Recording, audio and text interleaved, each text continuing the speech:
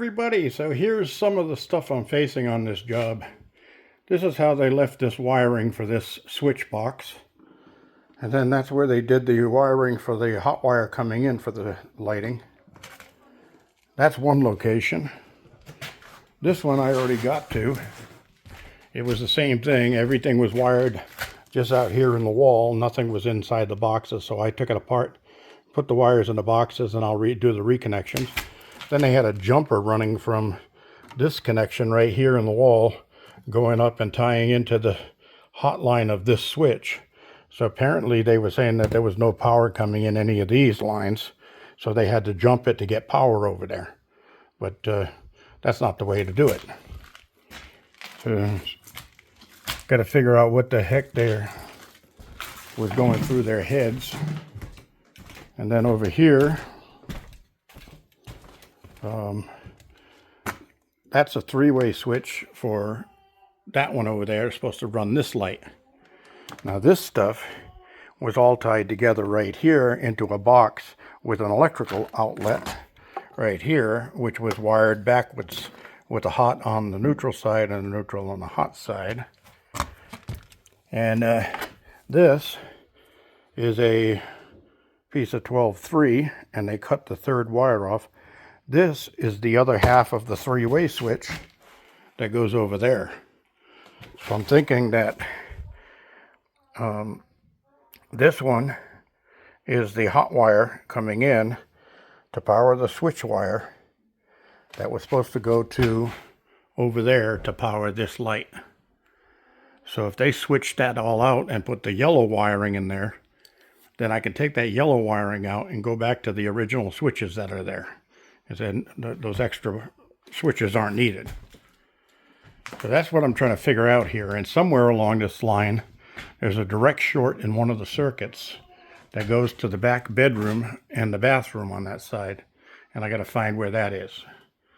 So just wanted to put this part in as part of the video tonight, and that's where we're working from.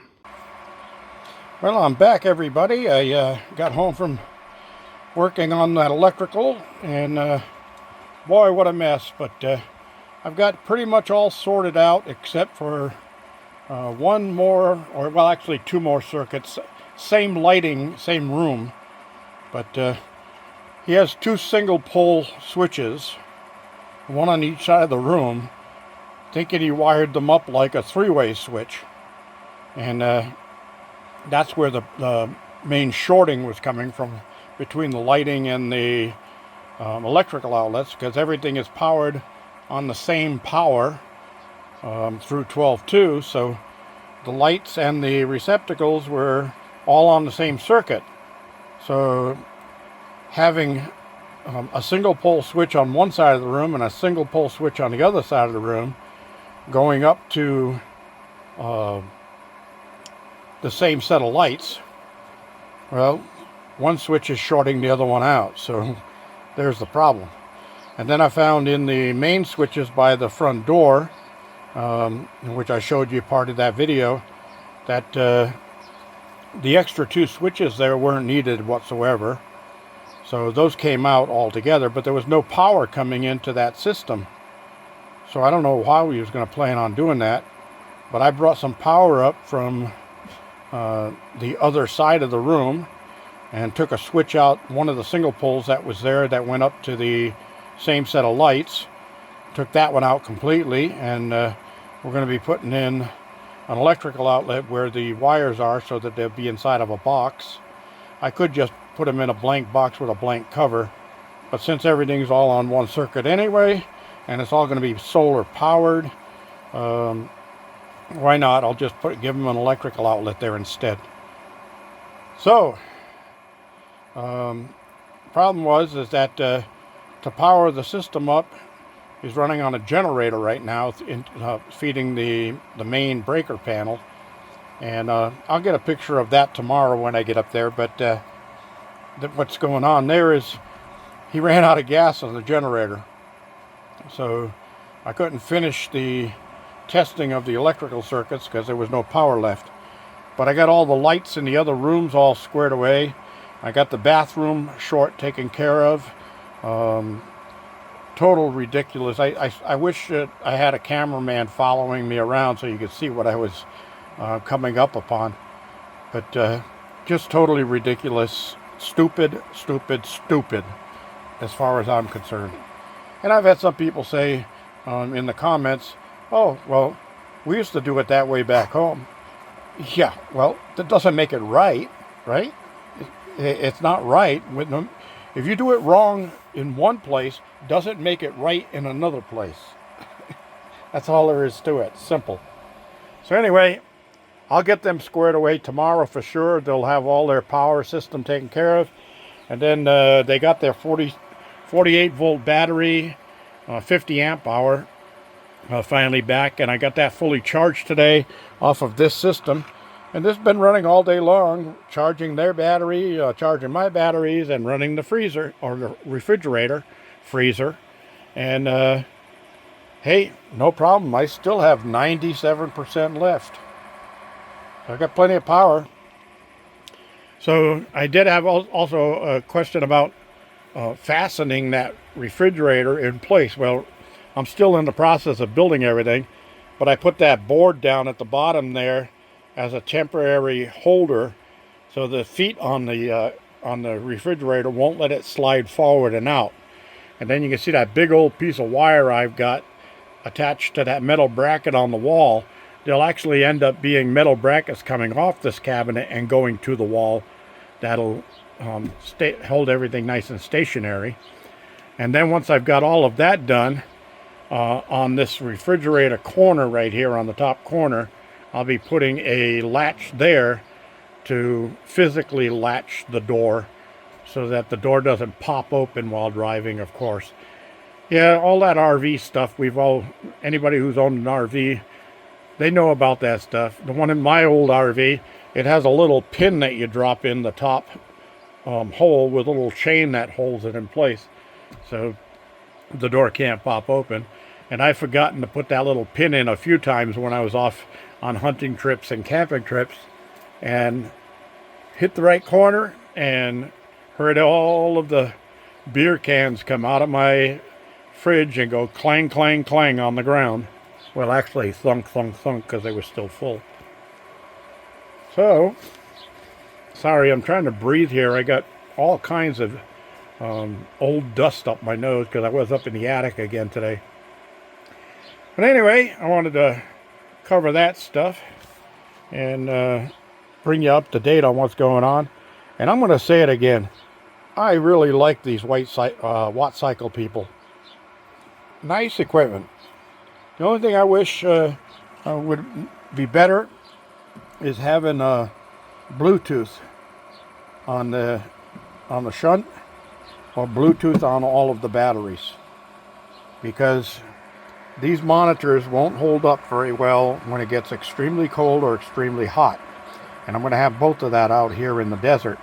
And a lot of us people that are watching my channel are going to be moving off grid and having the same situation, extreme cold, extreme hot. So yeah, having Bluetooth either added to the shunt or added to all the batteries, all batteries should come with it, because Bluetooth in a battery eliminates the need for a shunt. You don't need it. You just log onto it with your smartphone and you're there. So you won't need this monitor out here. So that's my story, and I'm sticking to it. And I want to thank Jennifer, my contact at Watt Cycle, for doing such a great job of keeping me up to date with all of the new things coming out. And the 300 amp hour battery, she's still working on that, trying to get me one out here so that I can review it for all you faithful followers. And you can see exactly what that'll do for you. And I'm sure a lot of you would love a battery just a little more than half the size of this one with 300 amp hours. That's great, right? I think it is. And I think it would be outstanding. So anyway, that's that. Dogs are all fed. The dogs have gotten their treats. And now they've got their energy they need to burn off. I'm going to go inside, get me a nice ice cold bottle of water out of the fridge. And then I may come out here and roam around and do a little cleanup. The dogs have quit chewing on that box and decided to use it to lay on instead. So they don't have to lay in the dirt. So the kids are all playing. These are all brothers and sisters. Well, the big guy laying down there, the big black one on the back side, right by the fire pit, is the boy. And the other three, the two tan ones and this little black one, are all girls. And that's brothers and three sisters. And they love to do their play fighting at night. They get a little exercise, burn off the extra energy that way. And then sometimes they get the zoomies, and they'll be out zooming all around the desert. 20 acres, they got plenty of room to run. And they stay in good shape. Now, these dogs all have a German Shepherd mother. And you can see the body shapes on the tan ones. They're definitely German Shepherd. Old Blackie there, he's pretty much the same as Dad. Dad's out here somewhere. But Doggy Daddy is smaller than him now. And Little Midnight is the runt of the litter here. And the others pick on her sometimes. Of course, they had given the cold shoulder to Cinnamon there, because she was the one that was hanging around with the other dog that disappeared every night and came back every day for food.